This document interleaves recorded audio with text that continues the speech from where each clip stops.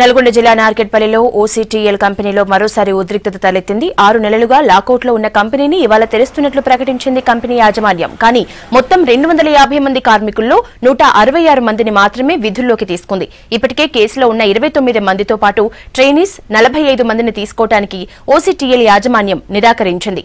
అంతేకాకుండా షరతుల పత్రంపై సంతకం చేయాలని ఒత్తిడి చేసింది. దాంతో కార్మికులు ఇవాళ ఉదయం ఆందోళనకు దిగారు. వెనక్కి తగ్గిన యాజమాన్యం కండిషన్ పేపర్స్ పై సైన్ చేయకుండానే 166 మందిని మాత్రం డ్యూటీలోకి తీసుకున్నారు.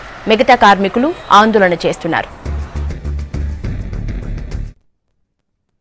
రావాలని కంపెనీ లాకౌట్ ఎత్తివేసి అందరినీ లోపలికి తీసుకుంటా అని చెప్పి పిలిపించారు. స్టేట్మెంట్ ఇచ్చారు.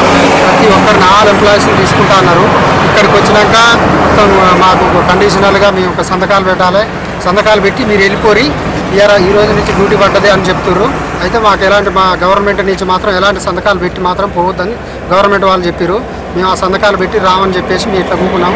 సంతకాలు పెట్టి ఏంటంటే కాంట్రాక్ట్ బేసిక్ అన్నట్టు కాదు, రేపట్లో చూపించుకుంటాడు ఆ కంపెనీ వాడు. మళ్ళీ నిరంకుశ పాలనే లోపలికి పోయి యథావిధిగానే చేస్తారు టార్చర్ మమ్మల్ని.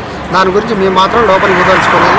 కండిషనల్గా ఏ కండిషన్ లేకుండా అయితే మేము వెళ్ళడానికి మేము సిద్ధంగా ఉన్నాం. ఇక్కడ అసలు ఈ రోజు పేపర్ స్టేట్మెంట్ ఇచ్చి ఆ యాజమాన్యం అంతా పోయి అక్కడ హెడ్ ఆఫీస్లో కూర్చొని ఇక్కడ కార్మికుల్ని అలా ఇబ్బందులకు గురి చేస్తున్నది. ప్రధాన ఏమంటాడంటే నాకేం తెలియదు, పైన చెప్పినట్టు నడుచుకుంటున్నా అంటాడు.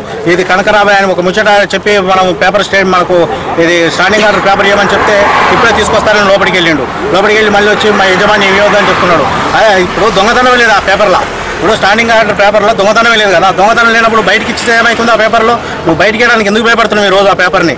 అందుకని మా కార్మికులు అందరూ కూడా ఈ యొక్క స్టాండింగ్ ఆర్డర్ పైన సంతకాలు పెట్టి లోపలికి పోవడానికి సిద్ధంగా